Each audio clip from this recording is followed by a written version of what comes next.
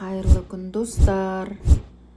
Сіздермен бірге мерекелік дастарханға арналған өте әдемі, өте оңай, әрі тез жасалынатын әдемі ерекше салаттың рецептісімен бүгін бөлісетін боламын.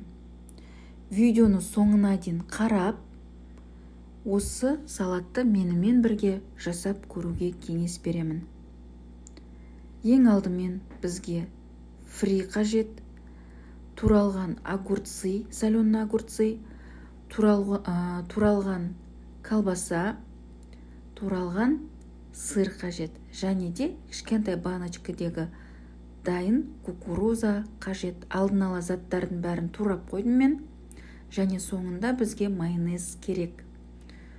Осы аталған заттарды, колбасаны, соленый огурцыды, және де туралған сырымызды, кукурузамызды, және де фриімізді ыдысқа салып, үстінен майонезді қосып, жақсылап тұрып араластырамыз. Және бір айта кететін жайт, тұз қосқан жоқпын, соленый огурцы қосқандықтан. Осы барлық ингредиенттерді араластырамыз. Өте оңай, әрі тез жасалынатын салатымыздың бірі, көріп тұрғандарыңыздай.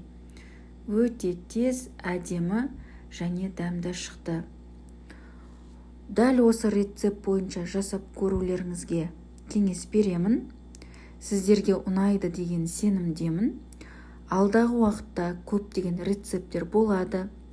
Міндетті түрде каналыма тіркеліп кетуді ұмытпаңыздар. Және де осы өте оңай әрі дәмді тез жасалынатын салатым ұнап жатса, өздеріңіздің лайктарыңызды баса отырып, және де өздеріңіздің әдемі комментарияларыңызды жазып өтіңіздер. Осы жасалған салат жасап көруге кеңес беремін.